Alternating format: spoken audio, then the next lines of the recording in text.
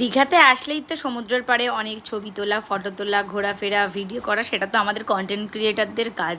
আর মোটামুটি content creator ছাড়া যারা এমনি যায় তারাও করে। তো প্রচুর ফটো ভিডিও করার পর আমরা হাঁটতে হাঁটতে চলে আসলাম একটা ডাবের দোকানে। এসে একটু ডাব ঠাব খেলাম সবাই মিলে। হ্যাঁ, ডাবও খেয়েছি, সাথে কিন্তু ডাবের ওই যে লেইটা হয় না, সেটাও খেলাম। তো ওখানে মা ওরা খাচ্ছিলো, আমি এক সাইডে বসেছিলাম, ওদিকটা জায়গা ছিল না। তো সত্যি খুব শান্তি লাগছিলো বিচের মধ্যে বসে, যে ডাব খাচ্ছিলাম আর ডাবের সাথে সাথে যে লেইগুলো হয়, শ্বাস যেটাকে বলে, শ্বাস খাচ্ছিলাম। আমার মেয়ে এবার পাশ থেকে বলছে, মাম্মা ওটাকে লেই বলে না, যে শ্বাস বলে। ও যাই হোক, একই ব্যাপার। তো খাচ্ছিলাম, এই শ্বাসটা খেতে খুব ভালো। তারপরে চলে আসলাম সকালবেলা ব্রেকফাস্ট করতে। ব্রেকফাস্টে কী ছিল বলতো? ছেঁড়া পরোটা। হ্যাঁ, এটা কিন্তু বেশ ভালো। আর আমি এখানে এসে বলছি, এখানে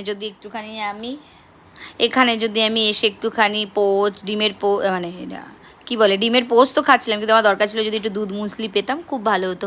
যাই হোক, সকালে একদম হালকা ফুলকা এই ব্রেকফাস্টটা করলাম। খেতে আমার ইচ্ছা করছিল না। আর দীঘাতে কিন্তু প্রচুর গরম। তো আমরা দীঘাতে এসে এই হোটেলটাতে ছিলাম, খুবই ভালো। হোটেলের নামটা আর মেনশন করলাম না, আমাকে অলরেডি অনেকে জিজ্ঞেস করেছিলে। তো দেখো তো হোটেলটা দেখে বুঝতে পারো কি না কী নাম এটা হোটেলটার, যদি আমাকে বলতে পারো মিডিলেরটা। তারপরে আমরা চলে আসলাম হোটেলের ভিতরে, কারণ একটু রেস্ট নেবো, দেন তারপরে আবার বেরোবো। তো এখানে মেয়ে এসে রুমের মধ্যেই খাচ্ছিল, কারণ ওর খিদে পেয়ে গেছিলো, তাই চলো আবার পরে আসছি।